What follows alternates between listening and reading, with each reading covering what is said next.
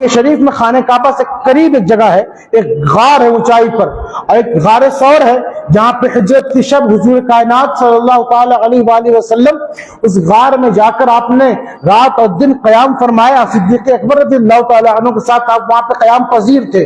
ایسے ہی اور بھی بہت ساری چیزیں ہیں۔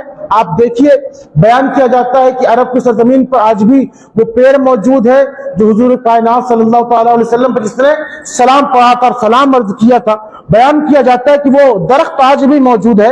سوچئے اس درخت کا احترام کس بنیاد پر ہے، اس غار ثور کی در و دیوار کا احترام کس بنیاد پر ہے، اس غار حرا کی در و دیوار کا احترام کس بنیاد پر ہے۔ صاحب مدینۃ المنورہ، جسے مدینۃ المنورہ کہا جاتا ہے، مدینہ ہمارے شہر ہوتا ہے، منورہ یعنی نور، جہاں پہ نور کی برسات ہو، نور بھرا ہو، اسے منورہ کہا جاتا ہے۔ اسے ایسے آسانی سے سمجھے، مدینۃ المنورہ یعنی نور کا شہر، نور کا شہر۔ حالانکہ جب تک حضور مدینے میں جلوہ فراز نہیں ہوئے تھے تو اس مدینے کو یثرب کہا جاتا تھا، بیماریوں کا شہر، بیماریوں کا شہر، بیماریوں کا شہر۔ جو وہاں جاتا تھا وہ بیمار پڑ جاتا تھا، لیکن حضور کائنات صلی اللہ تعالی علیہ وآلہ وسلم کے قدم نازلین اس یثرب کی زمین پر کیا پڑے، اس بیماریوں کے شہر کو نور کا شہر بنا دیا حضور نے۔ یہ حضور کے قدموں کی برکت ہے، یہ حضور کی قدموں کی فضیلت ہے کہ جس جگہ پر جائے وہ جگہ نور سے معمور ہو جاتی ہے۔ آج بھی آپ جاتے ہیں بریلی شریف کی سرزمین پر، دیکھیے یا ہندوستان کے بہت سارے مزارات پہ آپ جاتے ہیں، آپ دیکھتے ہیں کہ وہاں پہ سرکار دو عالم صلی اللہ تعالی علیہ وآلہ وسلم کا پتھر، سرکار دو عالم صلی اللہ تعالی وسلم کا قدم مبارک جس پتھر پہ ابھرا ہوا ہے وہ لوگوں نے بڑی حفاظت کے ساتھ رکھا ہے۔ ہم سب جاتے ہیں اس پر سر تسلیم خم کرتے ہیں، اسے بوسہ دیتے ہیں، اس کے غسل کے پانی کو اپنے لیے درجہ شفا کا مقام سمجھتے ہیں، اس کو پیتے ہیں اپنے لیے شفا یابی کا درجہ سمجھتے ہیں۔ جناب رسول کائنات صلی اللہ تعالی علیہ وسلم کے منہ مبارک کا پانی ہم لے کے آتے ہیں، اپنے گھر کے مریضوں کو دیتے ہیں۔ ایسی ایک نہیں ہزار مثالیں ہیں۔ ذرا سوچئے، وہ پتھر تو فقط پتھر ہے، اس پتھر میں کوئی خاصیت نہ تھی، لیکن حضور کا قدم پڑ گیا، حضور کے نقش پا اس پتھر پہ ابھر گئے تو وہ پتھر قیمتی ہو گیا۔ اب وہ پتھر کی کوئی قیمت نہیں ہے، وہ پتھر انمول ہو گیا۔ ہزاروں کروڑ دولتیں دے کر بھی اس پتھر کو نہیں خریدا جا سکتا۔ سرکار دو عالم صلی اللہ تعالی علیہ وآلہ وسلم کے منہ مبارک کا مقام دنیا کی کوئی شے، پوری دنیا بھی اس کے پلڑے پہ رکھ دو تب بھی منہ مبارک کا کوئی قیمت نہیں ہو سکتی۔ انمول بتائیے اس پتھر کو یہ مقام ملا کیسے، غار ثور کو یہ مقام ملا کیسے، غار حرا کو یہ مقام ملا کیسے؟ وہ درخت جو حضور پر سلام کرتے ہیں اس درخت کو آج بھی دنیا دیکھتی ہے، اس کو یہ مقام ملا کیسے؟ ارے اور تو اور یاد رکھیے، حضور کائنات صلی اللہ تعالی علیہ وآلہ وسلم جس سواری پر سوار ہوتے ہیں اس کا بھی احترام ہے۔ کس سواری پر؟ اس سواری کو گدھا نہیں کہا جاتا، اس کو دراز گوش کہا جاتا ہے۔ اور سنیے، حضور نے جس سواری پر سواری اختیار کی وہ سواری کی معمولی سواری نہیں تھی، آپ اسے گدھا نہیں کہہ سکتے۔ علماء کرام بزرگان دین اسے یافور کہتے ہیں، دراز گوش کہا جاتا ہے، اس کا نام یافور ہے، بلکہ بعض صوفیاء کرام کو اس دراز گوش کو حضرت یافور کہہ کے مخاطب کرتے ہیں۔ حضور کی نظر کرم اس دراز گوش سے پڑی، حالانکہ وہ دراز گوش جو ہوتا ہے، لوگ کہتے ہیں کہ گدھوں کے پاس عقل نہیں ہوتی، جب کسی کو بیوقوف کہنا ہوتا ہے اسے گدھے کے لفظ سے مترادف کیا جاتا ہے، لیکن حضور کی نظر رسالت کا یہ عالم تھا کہ اس دراز گوش پہ پڑ گئی، اس کو یافور بنا دیا، اور وہ یافور کوئی معمولی نہیں تھا۔ حضور کائنات صلی اللہ تعالی علیہ وآلہ وسلم جب کبھی اس یافور اپنے اس دراز گوش کو بھیجتے کہ جا میرے فلاں صحابی کو بلا کے لے آ، تو وہ دراز گوش کسی اور دروازے پر نہ جاتا، بلکہ مثال کے طور پر اگر حضور نے اس یافور سے کہا کہ یافور جا ابو بکر کو بلا کے لے آ، تو یافور کبھی عمر کے دروازے پر نہ جاتا، عثمان کے دروازے پر نہ جاتا، بلکہ صدیق اکبر کے دروازے پر جاتا۔ سوچئے، یہ حضور کی نظر رسالت کا عالم ہے، یہ حضور کی نظر کرم کا عالم ہے کہ اگر دراز گوش اور گدھے پر بھی پڑ جائے تو اسے بھی عقل عطا فرما دے، عقل سلیم دے دے۔ سوچئے، حضور کی نظر ولایت جن چیزوں پر پڑ گئی، حضور سے جس شے کو نسبت ہو گئی وہ چیز ممتاز ہو گئی، وہ چیز ہمارے سر کا تاج ہو گئی۔ تو سوچئے، جس کو حضور سے صرف نسبت حاصل ہے، چاہے وہ پتھر ہو، چاہے وہ دھول ہو، چاہے وہ جانور ہو، وہ ممتاز ہو جاتی ہے۔ تو جو حضور سے صرف نسبت ہی نہیں بلکہ نسبت نسبی رکھتی ہے، بلکہ حضور نے فرمایا فاطمہ بنت آدم منی، فاطمہ میرا ٹکڑا ہے۔ ارے جب گدھے اور دراز گوش پر حضور نظر کرم فرمائے تو اس کا مقام بلند ہو جائے. فاطمہ زہرا کو حضور نے اپنا ٹکڑا کہا ہے. فاطمہ زہرا کا مقام کیا ہوگا؟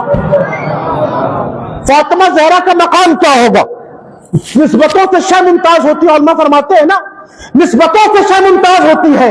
سیدہ فاطمہ زہرا کو جو نسبت رسول حاصل ہے قسم خدا کی وہ نسبت رسول سرکار کی صاحبزادیوں میں سب سے زیادہ ضرورت جناب فاطمہ کو حاصل ہے.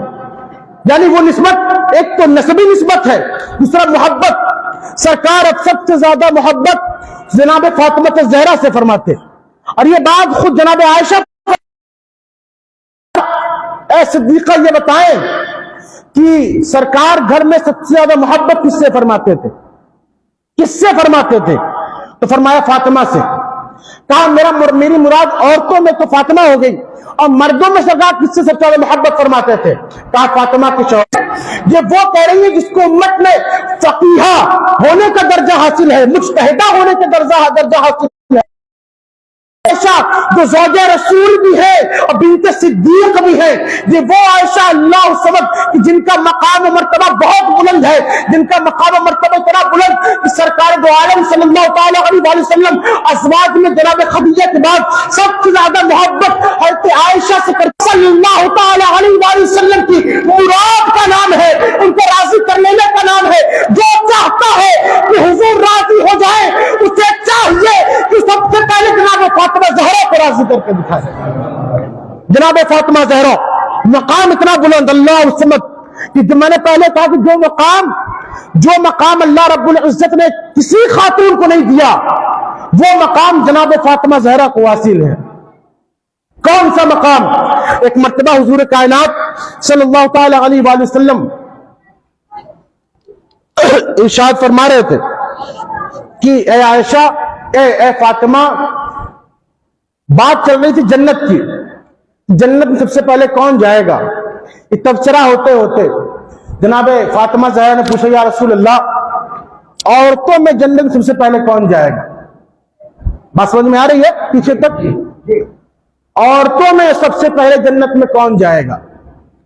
رسول کائنات صلی اللہ تعالی علیہ وسلم نے ارشاد فرمایا کہ فاطمہ جنت میں سب سے پہلے حضرت عیسیٰ کی والدہ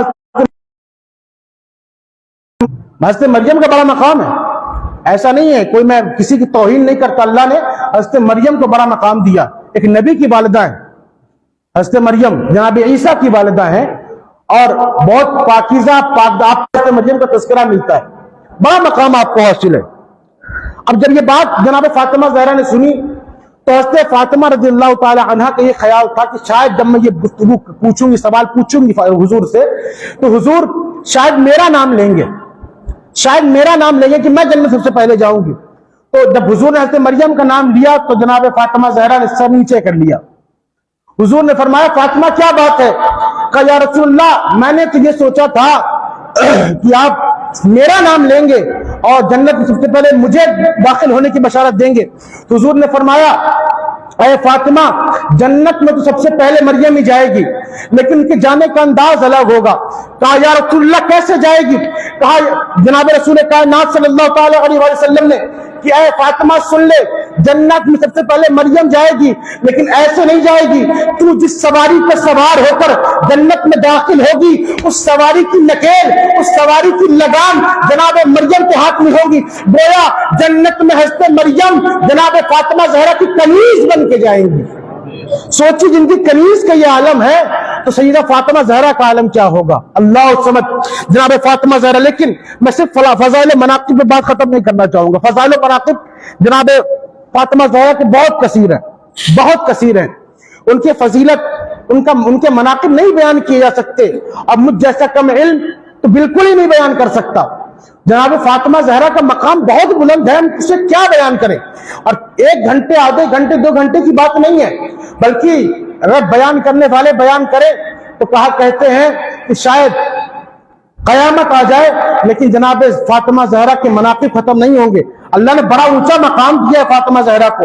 سوچئے کہ جناب فاطمہ زہرا کی شان کتنی بلند ہوگی, کتنی بلند ہوگی کہ آپ کی نسلوں میں، آپ کی اولادوں میں، آپ کے بچوں میں جب نسلیں آگے بڑھتی ہیں تو اللہ نے ایک سے بڑھ کر ایک ولی جناب فاطمہ زہرا کی نسلوں میں رکھا ہے. سرکار غوث الاعظم، سرکار غریب نواز، یہ سب جناب فاطمہ زہرا کے بیٹے ہیں. سوچئے کون ہے فاطمہ زہرا کی نسلوں میں؟ فاطمہ زہرا کی نسلوں میں وہ ہے کہ ٹھوکریں مار دے تو مردے زندہ ہو جائیں. فاطمہ زہرا کی نسلوں میں وہ ہے کہ جو اشارہ کر دے تو انا ساگر قاسم میں سمٹ جائے. فاطمہ زہرا کی تقوی کا عالم کیا بلند ہوگا. ان کی اولادوں میں بڑے بڑے متقی، ان کی اولادوں میں بڑے بڑے بزرگ، ان کی اولادوں میں غوث بھی ہے، قطب بھی ہے، ابدال بھی ہے، افراد بھی ہے، رتبہ نقبہ سب نقبہ تمام اولیاء کی جماعت جناب فاطمہ زہرا کی نسلوں میں ہے. اور سنیے جناب فاطمہ زہرا کی نسلوں میں جتنے اولیاء کرام، جتنے ولی ہیں، قسم خدا کی ان جیسے جناب غوث الاعظم سرکار فاطمہ زہرا کے ہی تو بیٹے ہیں. ولایت کے مقام میں پوری دنیا میں جتنے ولی آج تک آئے، سرکار غوث الاعظم سے بڑھ کر کوئی نہ آیا. سرکار غریب نواز، وہ غریب نواز کے اللہ نے جن سے وعدہ فرمایا ہے کہ جن کے آرام نہیں کیا فقط عبادت کرتے رہے. غوث الاعظم جیسی شخصیت 40 سال عشاء کے وضو سے فجر کی نماز پڑھتے ہیں. یہ کون ہے؟ فاطمہ زہرا کے بیٹے ہیں، محبوب الہی جنہوں نے پوری زندگی عبادتوں میں گزاری. یہ کون ہے؟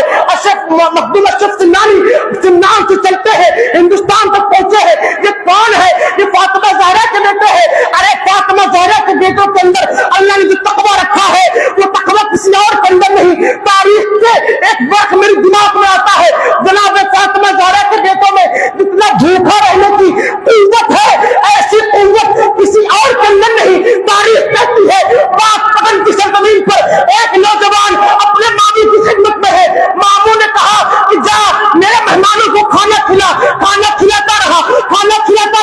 12 سال کا دور بیت گیا، 12 سال کا عرصہ بیت گیا.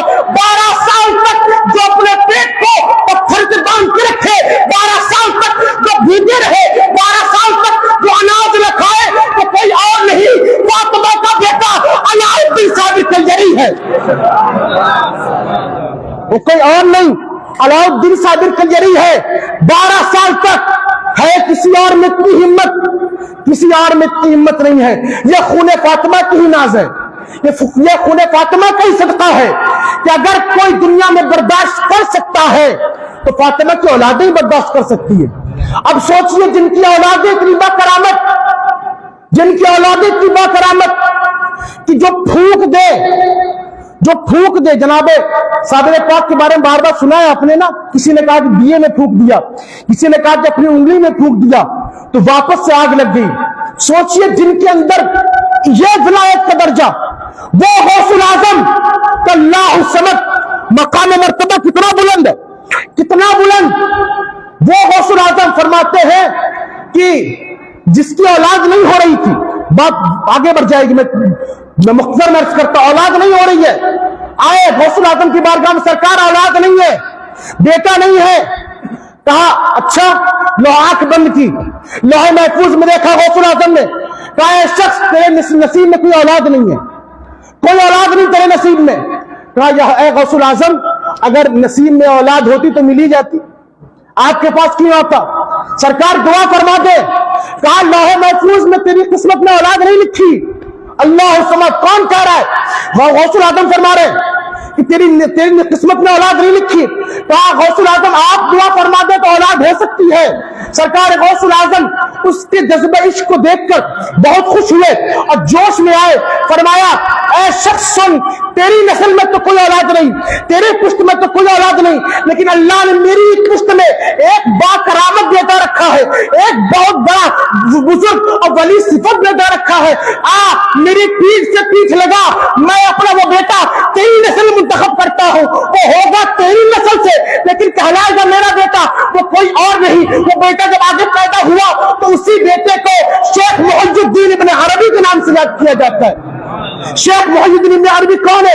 وہ شیخ محی الدین ابن عربی جنہوں نے فتوحات مکیہ جیسی کتاب لکھی، وہ شیخ محی الدین ابن عربی کہ جو نگاہ جلال کسی پر ڈال دے امام فخر الدین رازی جیسی شخصیت کی بولتی بند ہو جائے. بات اور لمبی ہو جائے گی، انشاءاللہ کسی اور موقع میں سے بیان کروں گا. بہت بڑا مقام ہے سرکار نام شیخ محی الدین ابن عربی کا. یہ سرکار غوث الاعظم کی کرامت ہے. یہ آئی کہاں سے؟ سرکار غریب نواز کون غریب نواز؟ وہ غریب نواز کہ اللہ الصمد ہند کی سلطنت جن کے ہاتھ میں ہے، ہند کی سلطنت جن کے ہاتھ میں ہے، وہ غریب نواز کہ جن کے مریدوں میں خواجہ قطب جیسی شخصیت ہے، وہ غریب نواز کہ اللہ الصمد کرامتیں بیان کی جائے تو سرکار غریب نواز کی کرامت بیان کرتے کرتے نہ جانے کتنے مہینے بیت جائے، وہ غریب نواز یہ سب کے سب جتنے ہیں وہ محبوب الہی کہ جن کا مقام سرکار اور خدا کی بارگاہ میں یہ ہے کہ انہیں مقام محبوبیت حاصل ہے، مقام محبوبیت کسی اینٹ پہ دم کر دے محبوب الہی تو وہ بالو اور مٹی کی اینٹ سونا بن جائے، وہ محبوب الہی کس کی اولادوں میں ہے، وہ مخدوم سنہ کہ اللہ اور سمت بڑے سے بڑا پاگل ان کی بارگاہ میں جائے تو شفا یاب ہو جائے۔ سوچیے تو صحیح یہ کون ہے؟ وہ حضرت قطب عالم شاہ رحمت اللہ تعالی علیہ بغداد احمد آباد کی سرزمین پر جن کی مزار ہے، کون ہے؟ بڑے عظیم ولی اپنے وقت کے، بڑے عظیم ولی، کتنے بڑے ولی مورخین بیان کرتے ہیں، کیونکہ بات آگے سن لیجیے۔ حضرت شیخ قطب عالم شاہ احمد آباد کی سرزمین پر بٹوا میں آپ کی مزار ہے، بہت بڑے ولی گزرے ہیں، اتنے بڑے ولی۔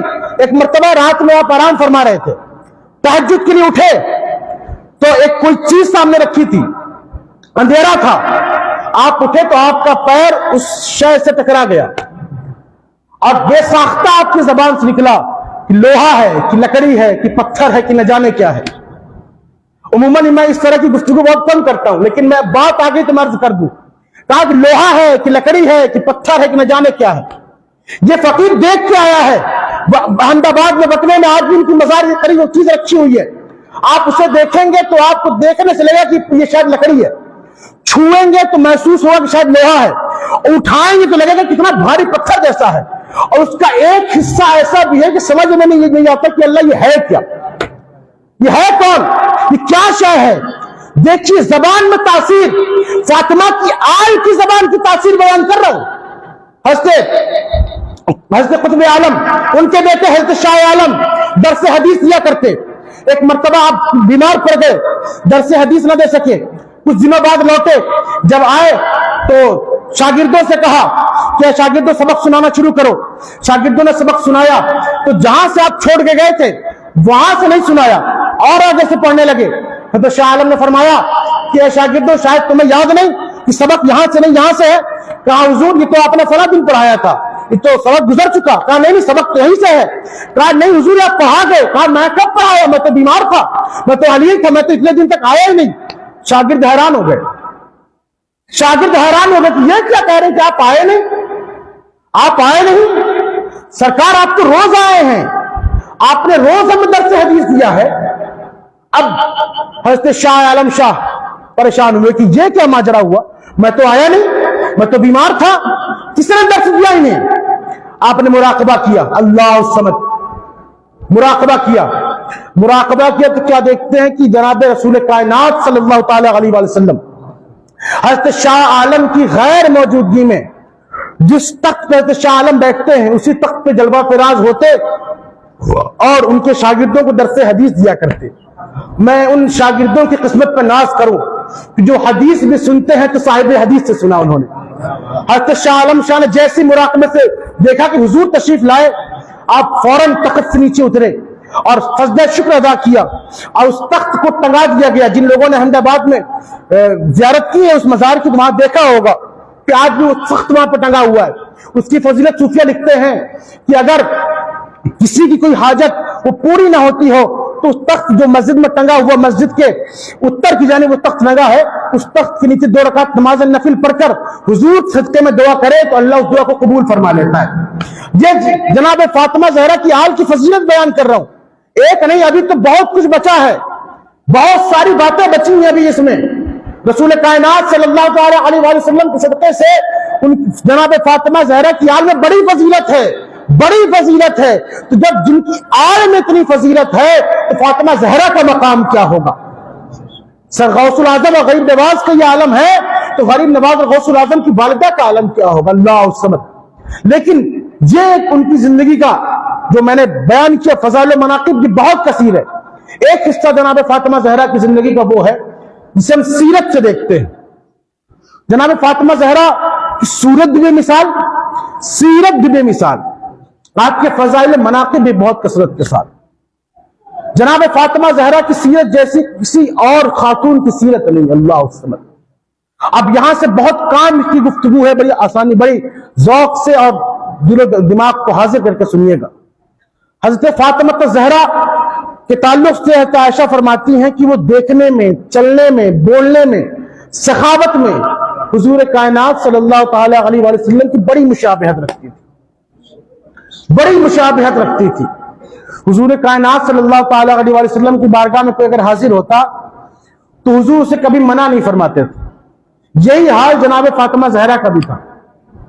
ایک مرتبہ حضرت فاطمہ زہرا رضی اللہ تعالی عنہا سے حضرت مولا علی نے ارشاد فرمایا کہ اے فاطمہ کچھ کھانے کے لیے دو، اگر کھانا بناؤ تو کھانا حاضر کرو۔ حضرت فاطمہ زہرا نے عرض کیا اے علی 3 دن گزر چکے ہیں، 3 دن گزر چکے ہیں اور 3 دن سے گھر میں چولہا نہیں جلا ہے، 3 دن سے مسلسل گھر میں فاقہ ہے، 3 دن سے مسلسل گھر میں فاقہ ہے۔ حضرت علی رضی اللہ تعالی عنہ نے کہا کہ اے فاطمہ اگر فاقہ 3 دن سے تھا تو بتانا چاہیے تھا، ہو سکتا ہے اس موقع میں حضرت علی سرکار کے ساتھ کسی جنگ میں یا کسی موقع پر تشریف لے گئے ہوں، نہ آ پائے ہوں، یا مدینے میں ہی رہے ہوں، حضور کی بارگاہ میں رہ گئے ہوں، نہ آنا ہوا ہو، یا آئے ہوں تو کھانا کھا کے آئے ہوں، نہ دیکھا کہ فاطمہ زہرا نے کھانا کھایا یا نہیں کھایا، کوئی بھی بات ایسی رہی ہو۔ حضرت علی نے کہا کہ اے فاطمہ کم سے کم مجھے خبر تو دے دی ہوتی کہ کھانا نہیں پکا ہے، 3 دن سے لوگ بچے بھوکے ہیں، تم بھوکی کھانا نہیں کھایا۔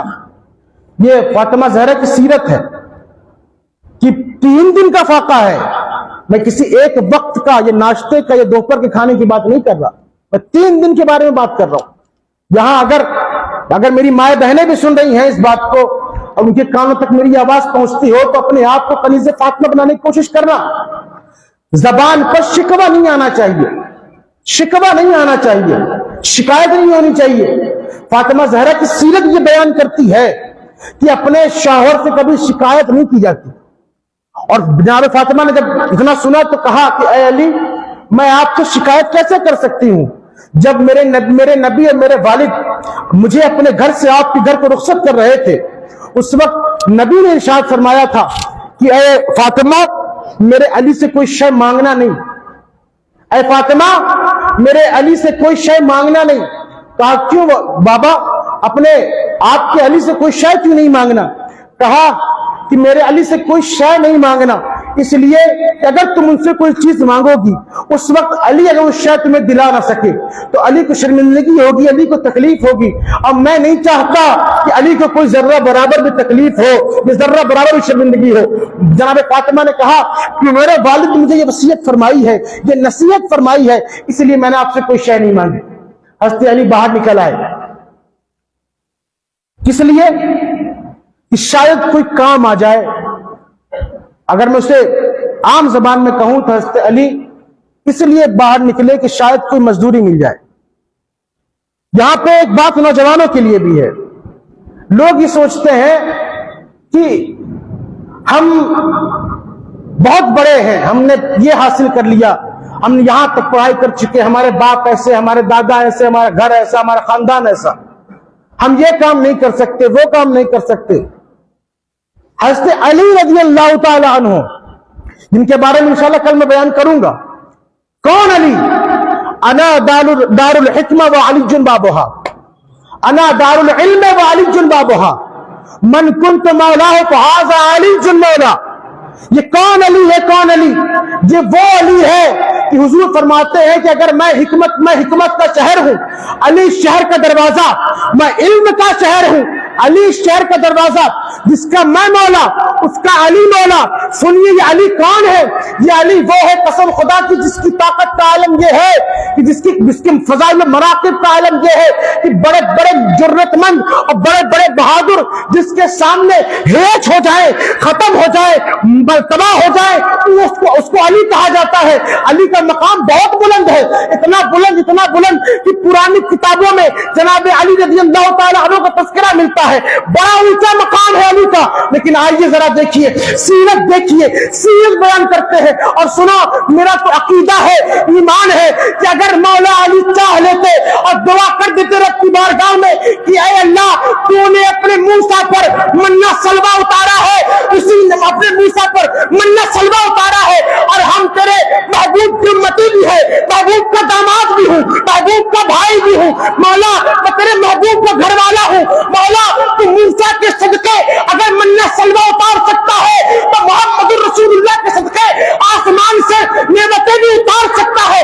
اگر علی نے اتنی دعا رب کی بارگاہ میں کر دی ہوتی تو قسم خدا کی جو طعام اور جو منہ سلوہ بنی اسرائیل کے لیے اترا تھا اس سے عظیم چیز مولا علی کے لیے اترا تھی, اس سے عظیم شے. اور اس کی مثال ایک نہیں کئی ہے. غوث الاعظم کا واقعہ سنا ہے آپ نے نا, کہ ان کے مریدین جو ان کی بارگاہ میں پانی پلاتا تھا, جو ان کی بارگاہ میں پانی پلاتا تھا, بزرگوں نے اس کے صدقے میں دعا کر دی کہ اللہ غوث الاعظم کے دربار میں جو فقیر پانی پلاتا ہے, جو غریب پانی پلاتا ہے, مولا اس کے صدقے میں کھانا دے دے. تو بیان کیا جاتا ہے, صوفیہ کہتے ہیں کہ دعا کی تو آسمان سے کھانا نازل ہو گیا. ارے جن کے در کے گدھاؤں کا یہ عالم ہے, ان کے در کے آقاؤں کا عالم ہوگا. جب ان کے گدھا بھر دیتے ہیں شاہانہ زمانہ کی جھولی, محتاج کا جب یہ عالم ہے, مختار کا عالم کیا ہوگا. مولا علی کون ہے؟ بڑا اونچا مقام ہے آپ کا. علم کے معاملے میں کوئی ان کا ہمسایہ نہیں, کوئی ان کا ہم کلہ نہیں, اور رفعت و بلندی کے مقابلے میں کوئی ان کے جیسا نہیں. لیکن نکلے کس چیز کے لیے؟ کس چیز کے لیے؟ ذریعہ معاش تلاش کرنے کے لیے, ذریعہ معاش تلاش کرنے کے لیے. آج تو ذریعہ معاش تلاش کرنا, اگر ہم کسی جس کو روزگار نہیں مل رہا ہے اس سے اگر کسی چھوٹے سے کام کے لیے کہہ دیں تو لوگوں کی آستینیں کر جاتی ہیں, صاحب ہم یہ کام کیسے کر سکتے ہیں؟ ارے تم ہوتے کون ہو؟ تمہاری بساط کیا ہے؟ تم جب قبر میں چلے جاؤ گے تو نچوڑ دیے جاؤ گے. کون ہو تم؟ لوگوں کو ان کا ہم کھایا جا رہا ہے. اور اللہ محفوظ رکھے, اللہ سمت اس قوم میں ایسے بھی لوگ ہیں, ایسے بھی لوگ ہیں کہ جو پیسہ کما چکے, جن کے پاس ان کے باپ داداؤں کا پیسہ ہے, لیکن وہ کام نہیں کرنا چاہتے, کام نہیں کرتے. کیا کرتے ہیں آج؟ سودی کاروبار کرتے ہیں, سودی کاروبار. اور سودی کاروبار کو کوئی نذرانہ کہتا ہے, کوئی مال غنیمت کہتا ہے, کوئی کچھ کہتا ہے, کوئی کچھ کہتا ہے. اللہ سمت میرے عزیزوں, اگر آپ تاریخ پڑھی, میں وہ کتاب یہاں لے کے نہیں آیا, ترغیب و ترہیب میرے کمرے میں رکھی ہوئی ہے, کبھی وقت لگا تو میں پڑھ کے سناؤں گا آپ کو سود کے بارے میں. حضور نے گناہوں سے جتنی نفرت دلائی ہے, اگر ان میں سے چند گناہوں کو چھاٹا جائے تو سود سر فہرست آتا ہے. حضور نے بڑی نفرت دلائی ہے سود سے, بڑی نفرت دلائی ہے, اور قوم کو ترغیب دی کہ سود نہ کھانا. آج پیسے ہونے کی بنیاد پر, پیسے ہونے کی بنیاد پر, یاد رکھنا مذہب اسلام کبھی یہ نہیں کہتا کہ آپ غریب مر جائیں, یا مذہب اسلام یہ نہیں کہتا کہ آپ غریب ہی رہیں, اور یہ بھی نہیں ہے کہ مذہب اسلام نے کبھی یہ کہا ہو کہ انسان صرف غریب رہے. ایسا بھی نہیں ہے, انسان کما سکتا ہے, مسلمان کما سکتا ہے. یہ تو 1857 میں جماعت پیدا ہوئی, اس نے گھر گھر تبلیغ کرنا شروع کی, اسے تبلیغی جماعت کہتے ہیں. اور یہ اس کا کہنا ہے کہ مسلمان غریب تھے, مسلمان غریب ہے, مسلمانوں کا نبی غریب ہے, تو مسلمانوں کو پیسے سے کیا تعلق. یہ غلط ہے, یہ ان کا عقیدہ ہے, ان کا کہنا ہے. ہم تو کہتے ہی نہیں کہ ہمارا نبی غریب تھا, ہم تو یہ کہتے ہیں کہ مالک کونین ہے جو پاس کچھ رکھتے نہیں, دو جہاں کی نعمتیں ہیں ان کے خالی ہاتھ میں. حضور غریب نہیں ہے, حضور غریب کیسے ہو سکتے ہیں؟ ارے حضور تو وہ ہے, خود فرماتے ہیں کہ اللہ رب العزت مجھے عطا فرماتا ہے اور میں تقسیم فرماتا ہوں. حضور غریب نہیں ہے. حضور کائنات صلی اللہ تعالی علیہ وآلہ وسلم نے غربت کو پسند فرمایا, اس لیے کہ اگر کوئی میرا امتی غریب ہو تو اسے کوئی شکوہ نہ گزرے, اسے شرمندگی نہ گزرے. حضور نے اپنے چادر اور اپنے کپڑوں پر پابند لگا کر یہ بتایا ہے کہ لوگوں اگر تمہارے کپڑے میں پابند لگ جائے تو پریشان نہ ہونا, میری سنت سمجھ کے پہن لینا.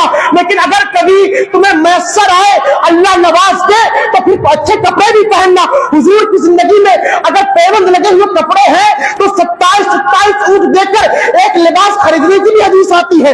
یہ بھی سیرت میں آتا ہے کہ حضور نے بڑے مہنگے لباس بھی پہنے ہیں. اگر پیوند دیکھتے ہو تو مہنگا لباس بھی دیکھو. گویا حضور نے بتا دیا کہ تمہارے پیوند جب تمہارے کپڑوں پر لگے تم میری سنت میں ڈھانک لینا, اور اللہ عطا کر دے تو اللہ کے عطا کردہ نعمتوں کو قبول بھی کر لینا. یہ نہیں ہے کہ بس ہمارے یہاں کیا کہتا ہے کہ بہت سارے ایسے لوگ بھی ہیں کہ جن کو اللہ نے نوازا ہے اللہ نے, لیکن کردار تو نہیں لگتا کہ نوازا ہے. نہ ان کے حال بھاؤ سے لگتا ہے, نہ ان کے لینے دینے سے لگتا ہے, نہ ان کے پہننے اوڑھنے سے لگتا ہے. حالانکہ قرآن نے کہا ہے اما بنعمت ربک فحدث, اپنی رب کی نعمتوں کا چرچا کرو. یہ مت سوچنا کہ پیسہ کمانا منع ہے, یا مہنگے لباس پہننا منع ہے. سب آپ کر سکتے ہیں, لیکن یاد رکھیے مہنگے لباس کے ساتھ ساتھ آپ کو وہ جذبہ بھی رکھنا ہوگا. اگر اپنے لیے مہنگے لباس پسند کرتے ہو تو غریبوں کے لیے بھی پسند کرنا. اور یہ نہ سوچنا کہ میں نے پہلے بات کی کہ دو تبلیغی جماعت گھوم کہتی ہے کہ حضور غریب نہیں ہے. ارے حضور غریب ہو کیسے سکتے ہیں؟ پوری کائنات تو ان کا صدقہ کھاتی ہے. میرے امام کہتے ہیں میرے ماں کا جود و کرم ہے, شہید تھا تیرا نہیں سنتا ہی نہیں, مانگنے والا تیرا, اور میں تو مالک ہی کہوں گا. کیوں مالک کے حبیب حضور وہ مالک ہے, کیوں مالک ہے؟ میں تو مالک ہی کہوں گا. کیوں مالک کے حبیب یعنی محبوب و محب میں نہیں میرا تیرا, آسمان خان زمین خان زمانہ مہمان صاحب خانہ لقب کس کا؟ تیرا. اب سوچئے حضور غریب نہیں ہے بلکہ حضور نے غربت کو صرف اس لیے اختیار کیا ہے کہ امت میں اگر کوئی غریب ہو تو حضور کی سنت سمجھ کے وہ اپنے جذبات کو کنٹرول کر سکے. حضور نے غربت کو یہ اختیاری ہے, یہ حضور کا فاقہ, یہ حضور کی آل کا فاقہ, یہ اختیاری ہے, یہ مجبوری کے طور پہ نہیں ہے, یہ اختیار کیا گیا, حضور نے اختیار کیا ہے. اور سنیے حضور کی سخاوت جو ہے, حضور کی سخاوت, لوگ کہتے ہیں نا کہ سخاوت کسے کہتے ہیں؟ سخاوت کہتی اس چیز کو ہے کہ انسان کے پاس جو ہے اسے دے دے, اگر ہوگا نہیں تو دیں گے کیسے؟ حضور سخی اعظم ہے, پوری کائنات میں ان سے کوئی سخی نہیں ان کے جیسا. اور کیا کیا نہیں دیا حضور نے, اور کس کو نہیں دیا. ارے وہ جو حضور کو تسلیم نہیں کرتے, نہیں مانتے تھے, وہ بھی حضور کی بارگاہ میں آئے تو ان کی بچیوں کے سر پہ سرکار نے چادر تطہیر رکھی ہے. یہ حضور کا خاصہ ہے. حضور کی بارگاہ میں مانگنے والے ایک نہیں کئی آئے اور سب کو نوازا حضور نے. اور یہ صفت جناب فاطمہ زہرا کے اندر بھی تھی. ایک مرتبہ ایک قافلہ جو ہے ایمان لے آیا. جب قافلہ ایمان لے آیا اس قافلے کے لوگوں نے بڑی ضیافت کی, بڑا اہتمام کیا, سب کو دیا اور سب کے کھانے کا انتظام کیا. اس قافلے میں ایک بوڑھا شخص رہ گیا. غور سے سنیے گا, میں بات جو پچھلی چھوٹی اس کو آگے بڑھاؤں گا. ایک بوڑھا شخص رہ گیا, اور وہ بوڑھا جو رہ گیا اس کے پاس پہننے کو کپڑے بھی نہیں تھے اور کھانے کو کچھ تھا بھی نہیں. حضور کی بارگاہ میں کہا حضور مجھے کچھ نہیں ملا, حضور مجھے بھی چاہیے. حضور نے فرمایا لوگوں اس کو کپڑا پہناؤ. ایک صحابی رسول آگے بڑھے, انہوں نے اس کو کپڑا پہنا دیا. اس کا سر کھلا تھا. حضور نے کہا کہ کوئی اس کے سر پہ چادر رکھو یا کوئی امامہ رکھو. مولا علی رضی اللہ تعالیٰ عنہ آگے بڑھے, اپنا سر کا امامہ اتارا, اس ضعیف کے سر پہ رکھ دیا. اس نے کہا حضور اب ایسا کرتے کرتے سب کچھ مل گیا, اس کو تلوار مل گئی, زرہ مل گئی, سواری مل گئی, سب ہو گیا. کہا حضور سب تو مل گیا, بھوک بہت تیز لگی ہے. کہا اچھا. بلایا اسے سلمان فارسی کو. کہا سلمان اس شخص کو لے جاؤ, کھانا کھلوا دو. حضرت سلمان گئے کئی دروازوں پر, اللہ الصمد, کئی دروازوں پر گئے اور کسی دروازے پر حضرت سلمان کو کھانا نہ ملا. نہ میسر رہا ہوگا اس وقت ان کے پاس, نہ بنا رہی, جو بھی بات رہی ہو. حضرت سلمان فارسی نے سوچا کہ جب سب دروازے بند ہوتے ہیں تو ایک کا شانہ کھلا ہوتا, ایک در ہے جو کھلا ہے. اور ایسا نہیں کہ صرف دن میں کھلا, دنوں رات کھلا ہے, ہر وقت کھلا ہے. پہنچے کہاں؟ جناب فاطمہ زہرا کے گھر میں. جناب فاطمہ زہرا, یہ عقیدہ بھی ہے, بیان کیا جا رہا ہے. سلمان فارسی کا کردار کہتا ہے کہ اگر کسی کے دروازے پر نہ ملے تو فاطمہ زہرا کے دروازے پر ضرور ملتا ہے. پہنچے، جب وہاں حاضر ہوئے، دروازہ کھٹکھٹا. کہا کون؟ کہا آپ کے نانا کا، آپ کے بابا کا غلام سلمان. کہا کیسے آنا ہوا؟ کہا سیدہ آپ کے بابا نے ایک مہمان بھیجا، اسے کھانا کھلایا جائے. وہی بات فاطمہ زہرا نے عرض کی کہ گھر میں تو ابھی کھانے کو کچھ نہیں ہے، کیا کیا جائے؟ سلمان فارسی کھڑے ہیں، خاموش ہیں. حضرت فاطمہ نے کہا رکو. آپ نے پردے کی آڑ سے ایک چادر دے دی. کہا سلمان، کہلوا دیا تھے فضہ سے کہ سلمان اس چادر کو فروخت کر دو، اس سے جو پیسہ ملے، جو درہم و دینار ملے، اس سے اس غریب کی پرورش کر دو، اس غریب کو کھلا دو. پوچھا فضہ سے، حضرت سلمان فارسی نے کنیز سے جناب فاطمہ زہرا کی کہ چادر کس کی ہے؟ یہ چادر کس کی ہے؟ جناب فضہ نے کہا کہ چادر سیدہ کائنات کی ہے. ہاتھ کانپ گئے آپ کے، لیکن حکم تھا الامر فوق الادب. حضرت سلمان فارسی گئے بازار میں ایک یہودی کے پاس، اس کے سامنے یہ چادر رکھی. کہا کہ اے یہودی، اس چادر کو خرید لے اور اس کے بدلے میں چند درہم و دینار دے دے. یہودی نے دیکھا چادر پیوند لگی ہوئی. کہا کہ چادر کس کی ہے؟ یہ چادر کس کی ہے؟ سلمان فارسی نے کہا کہ تجھ سے کوئی غرض تو نہیں ہونی چاہیے، تجھے اس سے کوئی مطلب تو نہیں ہونا چاہیے کہ چادر کس کی ہے. تو اپنا یہ چادر لے لے، مجھے مال دے دے. اس نے کہا بتا یہ چادر کس کی ہے؟ کس کی چادر لے کے آیا میرے دروازے پر بیچنے؟ اس نے کہا یہ حضور کی شہزادی کی چادر ہے، یہ سیدہ کائنات کی چادر ہے. کہا یہ بتا یہ کیا موقع آ گیا سیدہ کے گھر میں کہ اپنی چادر بیچ رہی ہے؟ سلمان فارسی نے کہا کہ یہودی سن، سیدہ کائنات نے یہ چادر اپنے لیے نہیں بیچی. اپنے لیے نہیں بیچی تو کس کے لیے بیچی ہے؟ کس کے لیے بیچ رہی ہے؟ کہا کہ یہ ضعیف بھوکا ہے، اسے کھانا کھلانے کے لیے بیچ رہی ہے. یہودی نے کہا سیدہ کی چادر میرے دروازے پر ابھی اپنے لیے نہیں بلکہ کسی غریب، کسی یتیم، کسی فقیر کو کھانا کھلانے کے لیے. اس یہودی نے کہا کہ اے سلمان، پہلے مجھے اپنا ہاتھ دے، میں تیرے ہاتھ پر کلمہ پڑھ کر ایمان لاتا ہوں. اشہد ان لا الہ الا اللہ و اشہد ان محمد عبدہ و رسولہ. سلمان فارسی نے کلمہ پڑھایا اور کلمہ پڑھانے کے بعد پوچھا اے یہودی کس بات نے تجھے اسلام کی طرف بلایا؟ اس یہودی نے کہا کہ اے سلمان سن لے، آج تو جو چادر لے کے میری بارگاہ میں آیا ہے، میرے سامنے آیا ہے، میں نے اپنی توریت میں پڑھا ہے کہ جو حضور کی آل ہوگی اس کا خاصہ یہ ہوگا کہ وہ غریبوں کی مدد کریں گے، بھوکوں کو کھلائیں گے. اگر ان کے پاس سرمایہ نہ ہوگا اپنے گھر کی چیزیں فروخت کر کے بھی بھوکوں کو کھانا کھلایا کریں گے. سوچئے یہ صفت ہے، سوچئے یہ شان ہے. غربت نہیں ہے، یہ غربت اختیاری ہے. قبول کیا ہے، تسلیم کیا ہے، اللہ کی رضا پہ راضی رہے ہیں. جناب مولا علی نکلے، بات طویل ہو رہی ہے. نکلے مولا علی رضی اللہ تعالی عنہ. صبح کا وقت تھا، تقریباً ہوتے ہوتے دوپہر ہو گئی، ابھی تک کوئی کام نہ مل سکا. حضرت مولا علی رضی اللہ تعالی عنہ نے گھر کا رخ کیا تو پتا چلا کہ اس پہ قافلہ آیا ہوا ہے. اس قافلے میں کے پاس بڑا ساز و سامان ہے، اسے اتارنے پہ شاید کچھ مزدوری مل جائے. مولا علی بڑھے اور وہاں پہ جا کے کام کیا، جو کام آپ کو دیا گیا. آپ نے سامان اتارا، مال اتارا. مال اتارتے اتارتے رات کا وقت ہو گیا، رات ہو گئی. اور رات میں جب آدھی رات تقریباً ہو گئی تو حضرت مولا علی کے ہاتھ پہ 1 درہم رکھا گیا. 1 درہم. حضرت علی رضی اللہ تعالی عنہ. جو بات میں نے سود کے تعلق سے عرض کی تھی، دیکھیے یہ مولا علی پیغام دینا چاہتے ہیں کہ لوگوں کام جائز ہونا چاہیے، چاہے جو کر لو جائز کام ہونا چاہیے. مانگا، کہیں مانگا بھی نہیں مولا علی نے. پہلی بات تو نبی کی گھر کی آل ہے، وہ کس سے مانگے گی؟ پوری کائنات تو صدقہ اس کا کھاتی ہے، مانگے گا کس سے؟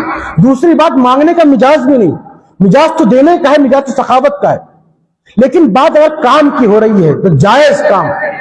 مزدوری کرنا کوئی غلط بات نہیں ہے، سود کھانا غلط بات ہے، حرام کھانا غلط بات ہے.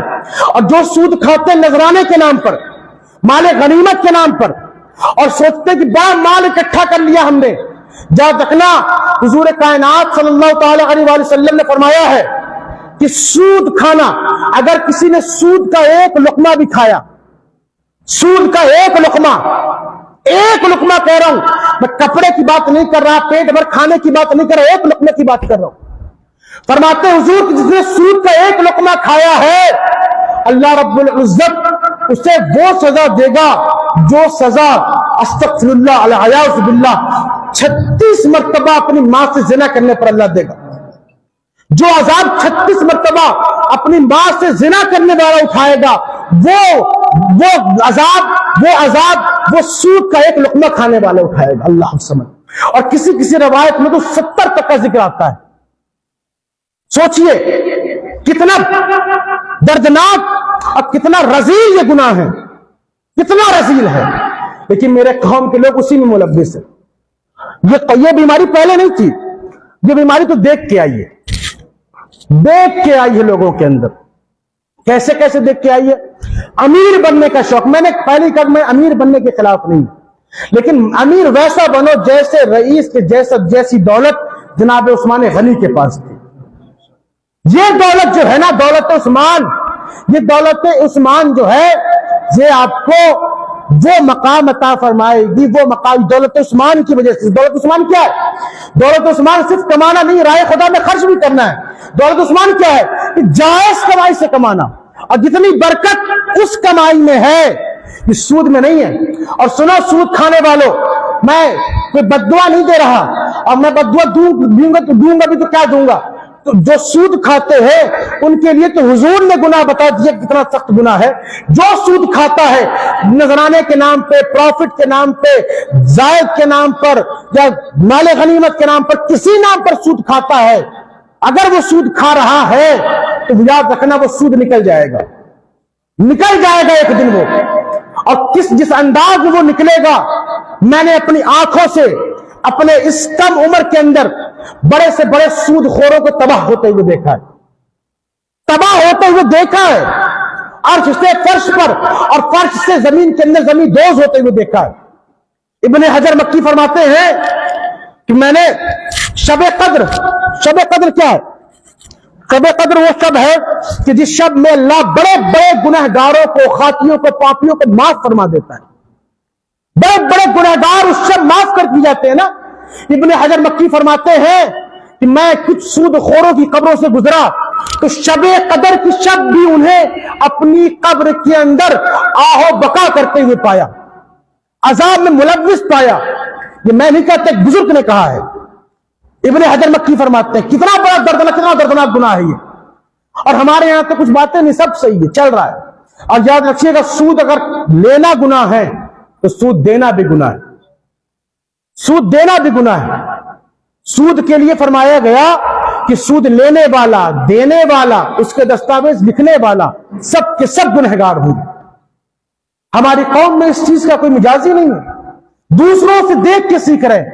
دوسرا بھائی دیکھا کہ فلانے نے سود لیا تو 10 منزلیں بلڈنگ کھڑی کر لی، دروازے پر 3 کار کھڑی کر لی.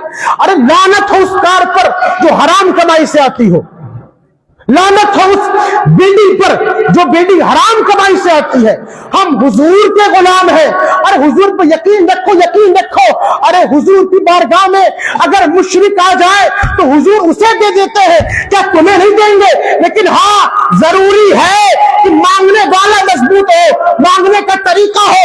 اگر مانگو گے تو حضور ہر حال میں دیں گے. اور کیسے دیں گے؟ میرے امام کہتے ہیں فریاد امتی جو کرے ہارے زار پر ممکن نہیں کہ خیر بشر کو خبر نہ ہو. اور کون دیتا ہے؟ دینے کو منہ چاہیے، دینے والا ہے سچا ہمارا نبی. میرے کریم سے اگر قطرہ کسی نے مانگا، درجہ بہا دیے ہیں، گربے بہا دیے ہیں. مانگ کے تو دیکھو. ابھی کوئی مانگے تو صحیح کہ یا رسول اللہ غریب ہوں لیکن حلال کمائی کا ذریعہ دے دے. مانگ کے تو دیکھیے. ہم تو مانگتے بھی ہیں تو فقط دنیا ہی مانگتے ہیں، اور وہ چیز مانگتے ہیں جس سے ہماری نفس موٹی ہو سکے. اور مانگنے کا طریقہ بات طویل ہو جائے گی، لیکن بات صرف اتنا سمجھیں کہ حلال کمائی کی طرف جائے. حرام کمائی کبھی سکون نہیں دے سکتی آپ کو، کبھی سکون نہیں دے سکتی آپ کو، کبھی نہیں. حلال کمائی میں جو برکت ہے وہ کسی اور کمائی میں نہیں. حضرت علی نے مزدوری کی 1 درہم پایا, اور کیونکہ رات بہت ہو چکی تھی تو حضرت مولا علی رضی اللہ تعالی عنہ مدینہ شریف کی بازار میں تلاش کرنے لگے. کیونکہ رات ہو گئی تو بازار بند ہو چکا تھا. بہت کوششوں کاوشوں کے بعد کہیں سے کچھ جو ملا. آئے, حضرت فاطمہ زہرا کو دیا, اس کی روٹی بنائی گئی, حضرت علی کھانے لگے, حسنین کریمین نے کھایا. جیسے حضرت فاطمہ کھانے بیٹھتی ہیں, دروازے پر ایک فقیر آ جاتا. اللہ الصمد. سیدہ کا حال دیکھیں. اللہ نے جو شان حضور کو عطا فرمائی ہے اس کا صدقہ جناب فاطمہ زہرا کو بھی حاصل ہے. دروازے پر آ گئے. ایک فقیر نے صدا بلند کی کہ او اہل بیت نبوت, او اہل بیت نبوت, اس فقیر کو بھی کچھ دیا جائے, بھوکا ہوں کھانا کھلا دیا جائے. جناب سیدہ کائنات نے وہ روٹی حسنین کریمین کے ذریعے اسے دلوا دی. حسنین نے دینے سے پہلے امام حسن نے غالباً عرض کیا, والدہ لگتا ہے کہ وہ شاید ہمارے دین والا نہیں, ہو سکتا ہے کہ وہ مسلمان نہیں. سیدہ کائنات نے فرمایا نہیں, بھلے مسلمان نہیں لیکن آیا ہمارے دروازے پر ہے اور خدا کے نام سے مانگ رہا ہے, حضور کے اہل بیت حضور کا نام لے کے مانگ رہا ہے, اسے دیا جائے گا. اللہ سمجھ. سیدہ کائنات کا کردار ہے. کسی نے کہا کہ آؤ در زہرا پر پھیلائے ہوئے دامن, نسلیں ہیں کریموں کی, لجپال گھرانہ ہے. سیدہ کائنات کی بارگاہ میں آنے والے کبھی کوئی شخص محروم نہیں کیے جاتے. لیکن آئیے, سیدہ کائنات بات طویل ہوتی جا رہی, انشاءاللہ جو موضوع رہ جائے گا کل میں اسے متصل کر کے پیش کرنے کی کوشش کروں گا. سیدہ کائنات کی زندگی کا ایک بہت اہم حصہ ہے پردہ. یہ میں آج اسی پر بات کرنا چاہ رہا تھا لیکن بات ہوتے ہوتے کہیں اور تک نکل گئی. سیدہ کائنات کی سیرت کا ایک اہم حصہ ہے پردہ. جو پردہ سیدہ کائنات نے کر کے دکھایا ہے, جو پردہ, جس لحاظ کا پردہ اور جس طریقے کا پردہ, روئے زمین پر کسی اور نے ایسا پردہ نہیں کیا, کسی اور نے ایسا نہیں کیا. ایسا حجاب کسی کا نہیں ہوا, کسی کا ایسا حجاب نہیں. ارے سوچئے, فاطمہ زہرا جو چادر اوڑھتی تھی, کبھی چاند و سورج نے اس چادر کی شکل نہیں دیکھی. وہ فاطمہ زہرا ہیں. ہمارے یہاں آج جب بات پردے کی چلتی ہے تو جو پڑھا لکھا طبقہ بالخصوص, حالانکہ جو غریب لوگ ہیں ان پر بات کی جاتی ہے تو وہ مان جاتے ہیں جلدی, لیکن جو پڑھا لکھا طبقہ ہے وہ کہتا ہے نقاب پہنانے میں یا پردہ کرانے میں یہ ذرا سا ایسا لگتا ہے کہ یہ پیچھے لوگ ہیں, یہ ابھی بیکورڈ کلاس ہے, یہ ابھی کہہ لیں کہ ترقی یافتہ, یہ ترقی نہیں پائے, یہ تو بڑے دبے کچلے یا ظلم مظلوم والے لوگ ہیں جو پردہ کرتے ہیں. اللہ الصمد. یہ جو مجاز ان کو آ رہی, مجاز کہاں سے آ رہا؟ مغرب کی ہوا ہے. یہ مغرب سے آنے والی ہواؤں نے ہمارے گھروں میں اتنا قبضہ کر لیا ہے کہ ہمارا لباس تک دینی نہ رہ گیا, نہ زبان دینی ہے, نہ نگاہ دینی ہے, نہ کردار دینی ہے. اب تو یہ بھی ہو گیا کہ صاحب اگر بچیوں کے سر پہ چادر ڈالی جاتی ہے تو لوگ اسے خراب سمجھتے ہیں, کیا پردہ کرا رہا ہے, پردہ پرتھا کا نام دے دیا گیا اس چیز کو. اب سوچئے, میں اس کو الفاظ بہت اچھے ہیں میری زبان کو سمجھانے کے لیے کیونکہ مسجد کا احترام کر رہا ہوں میں. لوگوں, آپ کی بچے جب بازار پہ نکلتی ہیں تو آپ بھی سوچتے ہیں کہ اگر وہ پردہ کریں گی تو لوگ اسے کہیں گے کہ یہ پردہ کر کے جا رہی ہے, پردہ کر کے جا رہی, پردہ کر کے جا رہی ہے, اور اس پہ تانا کریں گے کہ یہ مسلمان ہے. اچھا, آپ کو پردے کا تانا محسوس ہوتا ہے, لفظ مسلمان کا تانا محسوس ہوتا ہے, لیکن آپ کی بچے جب بازار پہ چلیں گی اور اس کے بدن کی نشیب و فراز پر کسی آوارہ کی نگاہ پڑے گی تو یہ کیا آپ کو برداشت ہوگا؟ اور سنیے, وہ کیسے بھائی اور وہ کیسے والدین ہیں جو اپنے بچیوں کو اس پردے کی توفیق نہ دے سکے یا پردے کے بارے میں سمجھا نہ سکے کہ پردے کی اہمیت کیا ہے. سیدہ کائنات جیسا کوئی حسین نہیں, ان کے جیسا کوئی جمیل نہیں, ان کے جیسا کوئی دین کو جاننے والا نہیں. لوگ یہاں تک کہہ مارتے ہیں نا کہ پردہ تو دل کا ہونا چاہیے, پردہ تو دل کا ہونا چاہیے, تزکیہ تو دل کا ہونا, دل میں پردہ ہونا چاہیے, چہرے چہرے پہ کون سا پردہ, بدن پہ کون سا پردہ. ارے میرے عزیزو, پردہ نہ بدن پہ ہے نہ تمہارے دل پہ ہے, پردہ تمہاری عقلوں پہ پڑ چکا ہے, تمہاری عقل میں پردہ پڑ چکا ہے. کیوں؟ کیونکہ سیدہ کائنات جیسے یا ازواج مطہرات جیسے پاکیزہ دل نہ تمہارا ہے نہ تمہاری ماں کا ہے نہ تمہارے گھر میں کسی کا ہو سکتا ہے. اس کے باوجود ان کے پردے کا عالم یہ تھا کہ اللہ سبب ان کے سر کے بال کی سیاہی تو بڑی چیز, ان کی چادر تطہیر وہ کسی کبھی چاند سورج نے نہیں دیکھا, ان کی چادر پر کبھی کسی محروماں کی نگاہ نہیں پڑی, بلکہ یہاں تک فرمایا جاتا ہے کہ جناب سیدہ کائنات کہ جب وصال کا وقت قریب آیا, کس کا وصال کا وقت قریب آیا, تو آپ ایک دن اپنے بستر پر تھی اور کچھ غمزدہ تھی جناب سیدہ کائنات, غمزدہ تھی. تو حضرت اسماء بنت امیس, یہ سیدہ کی خادم کنیز ہیں. ایک ذوق کی بات اگر آپ کہیے تو بتا دوں, حضرت اسماء بنت امیس کون ہے؟ نام شاید پہلے سنا ہوا آپ نے. اسماء بنت امیس کون ہے؟ یہ جناب ابو بکر صدیق رضی اللہ تعالی عنہ کی بیوی ہے, خلیفۃ الرسول, خلیفہ بلا فصل جناب صدیق اکبر کی بیوی کا نام اسماء بنت امیس ہے. اسماء بنت امیس کی معمولی شخصیت کی بیوی نہیں, خلیفۃ الرسول کی بیوی ہے, لیکن جس کی خدمت میں ہے وہ بھی بنت رسول ہے. یہ بتا رہا طریقہ.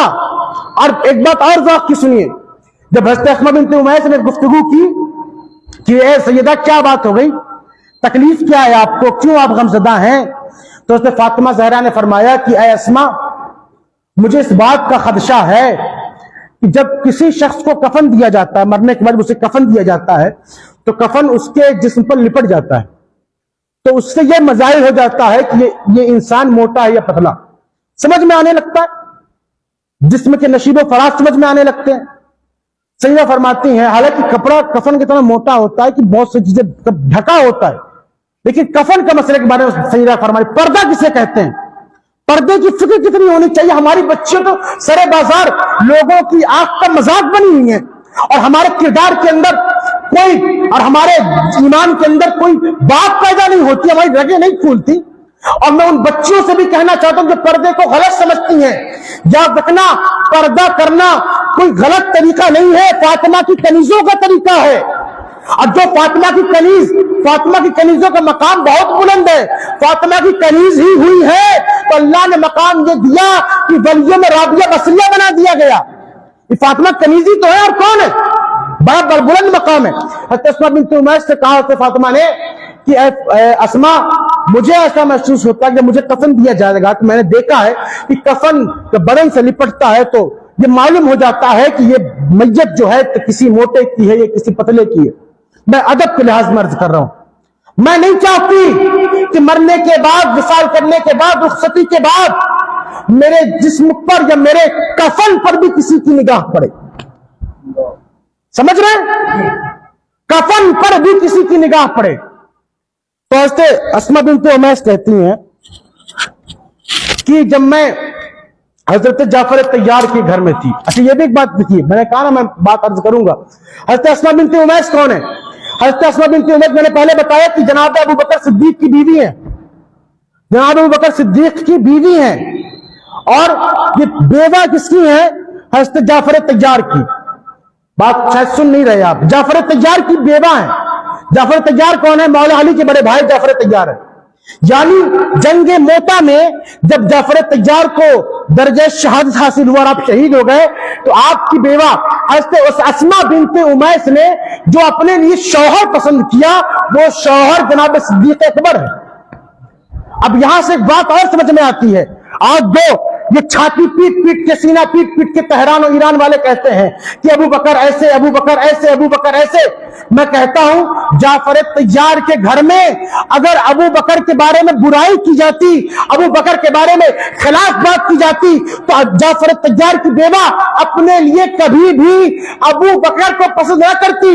ارے ابو بکر کو بھونکنے والوں, ابو بکر صدیق پر کو گالیاں دینے والوں, ان کے نام پر تانا کرنے والوں, ابو بکر کا جو مقام ہے قسم خدا کی ابو بکر کے مقام پر تو کوئی صحابی نہ پہنچا. میرے رسول فرماتے ہیں کہ جب میرے پاس جبرائیل آتے اور بیٹھے رہتے اور اس وقت کچھ صحابی آتا، جبرائیل کبھی کھڑے نہیں ہوتے، لیکن جب کبھی جبرائیل موجود ہوتے اور ابو بکر تشریف لاتے تو جبرائیل ابو بکر کی تعظیم اور احترام کے لیے کھڑے ہو جاتے۔ میں نے ایک دن پوچھا، اے جبرائیل بتا، اللہ اگر تجھے شکل بشری دے تو بتا کہ کس کس شکل میں دنیا میں آنا چاہے گا؟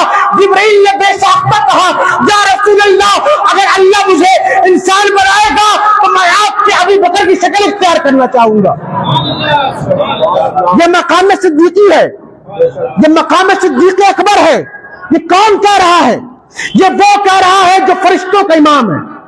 حضور نے کہا کہ میرے دو وزیر ہیں، دو وزیر زمین میں ہیں، دو وزیر آسمانوں میں ہیں۔ پہلا وزیر کون؟ صدیق اکبر۔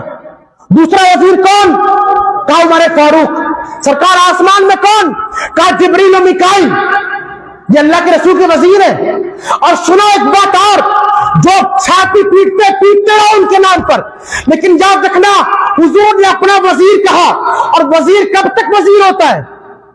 وزیر کب تک وزیر ہوتا ہے؟ جب تک صدر کی صدارت ہوتی ہے۔ جب تک صدر کی صدارت ہے تب تک اس کے وزیر کی وزارت ہے۔ ارے حضور کی صدارت تو قیامت کے بعد میدان حشر میں بھی ہے، اور حضور کی جب تک صدارت تب تک ابو بکر کی وزارت۔ پتا چلا حضور حشر تک کے لیے صدر، ابو بکر حشر تک کے لیے وزیر قرار دیے جا چکے ہیں۔ اور ایک بات اور، آپ کے ایمان کی پختگی کے لیے، آپ کے ایمان کی پختگی کے لیے جناب جبریل امی اور میکائیل کون ہے؟ یہ کون ہے؟ یہ فرشتوں میں سب سے ممتاز ہیں۔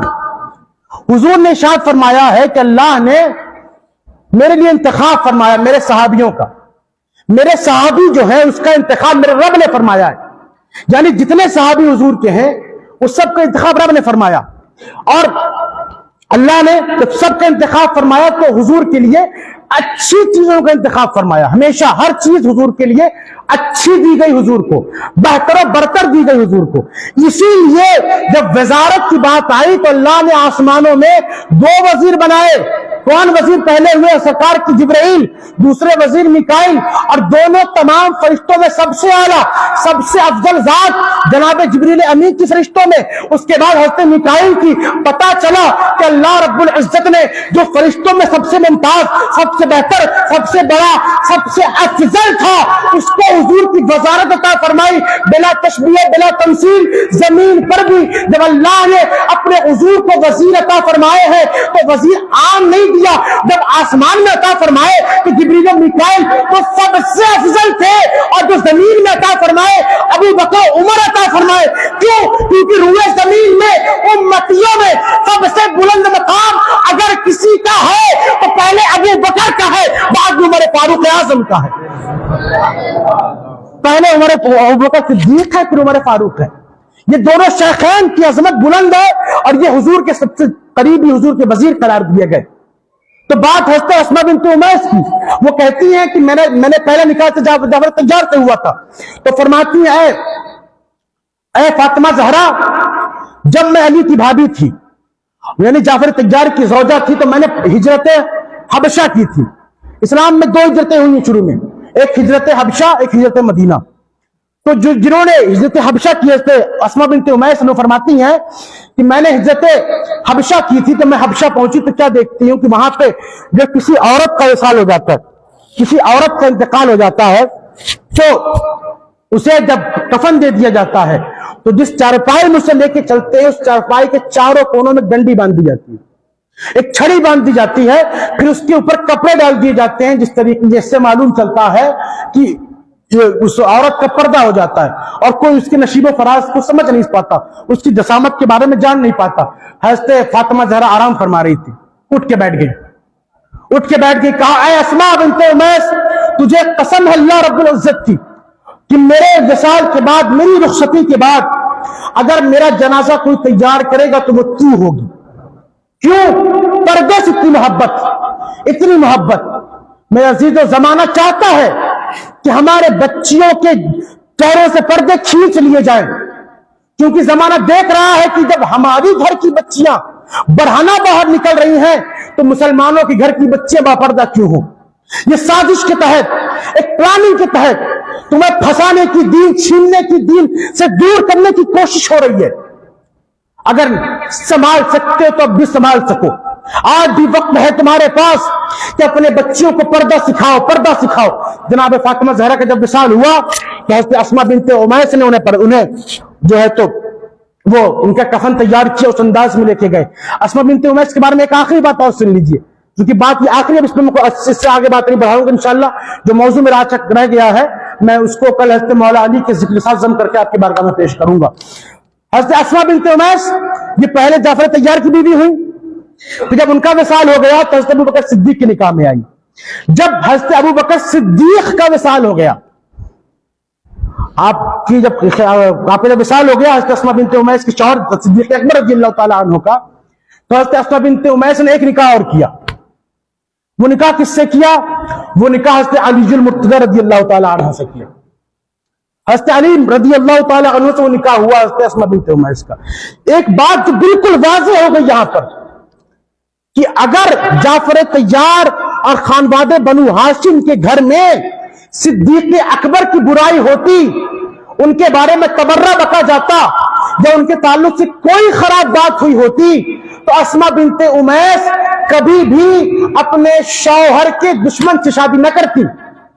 اور پھر دوسری بات سمجھ میں آئی کہ جب ابو بکر صدیق کے نکاح میں آپ گئی اور پھر ان کے وصال کے بعد آپ نے حضرت مولا علی سے نکاح کیا، تو آخری بات یہ سمجھ میں آئی کہ اگر کاشانہ صدیقی میں اور صدیق اکبر کے گھر میں مولا علی اور بنو ہاشم کی لیے غلط بات ہوتی تو جناب اسماء بنت امیس دوسرا نکاح یا تیسرا نکاح مولا علی سے نہ کرتی۔ گویا معلوم نہیں چلا کہ آج جو چھاتی پیٹتے ہیں اور سینہ پیٹ پیٹ کے یہ بتانے کی کوشش کرتے ہیں کہ صحابہ اور اہل بیت کے درمیان تنازع تھا، لڑائی جھگڑے فساد کی بات کرتے ہیں، یہ ان کی من گھڑت باتیں ہیں۔ یہ طہران کے پیسوں پر پلنے والے وہ ہمیشہ صحابہ پر تبرہ رکھتے آئے ہیں، ان کی باتوں کو پلے نہ باندھنا۔ اگر کچھ سیکھنا ہے تو وہی سیکھنا جو امام اہل سنت نے کہا۔ اور کیا کہا میرے امام نے؟ جو پہلے دن میں نے پکار کے کہا تھا کہ اہل سنت کا بیڑا پار ہے، اصحاب حضور نجم ہے اور ناؤ ہے عطرت رسول اللہ کی۔ اگر اصحاب رسول اور اہل بیت کے دامن ہمارے ساتھ ہیں تبھی ہم کامیاب ہیں، تبھی ہم حضور کے غلام کہلائیں گے، تبھی حضور کے برگزیدہ کہلائیں گے۔ اللہ رب العزت مجھے حق کہنے، حق سننے، حق پہ عمل کرنے کی توفیق عطا فرمائے۔ باتیں طویل ہو گئی، باتیں کچھ اور بھی رہ گئی ہیں حضرت سیدہ کائنات کے نکاح کے تعلق سے۔ انشاءاللہ کل حضرت مولا علی کا بیان ہوگا اور اس میں جو باتیں فاطمہ زہرا کی سیرت کے حوالے سے رہ گئی ہیں اور نکاح کے حوالے سے رہ گئی ہیں کل میں اسے پیش کروں گا۔ اللہ رب العزت ہمیں بولنے کی اور حق بیانی کی توفیق عطا فرمائے۔ استغفر اللہ رب من کل ذنب واتوب الیہ واقول لا الہ الا اللہ محمد رسول اللہ صلی اللہ تعالی علیہ وآلہ وسلم۔ اللہ نے جب چاہا کہ اپنے پیارے حبیب جلوہ گری کرائے تو سب سے پہلے آدم علیہ السلام کی ماتم محمد صلی اللہ علیہ وسلم کو رکھا۔ وہ نور نسل بعد نسل قرن بعد قرن تمام انبیاء کرام صالحین غزام سے منتقل ہوتا ہوا حضرت عبداللہ کی پیشانی پر چمکا، وہاں سے حضرت آمنہ کے شکم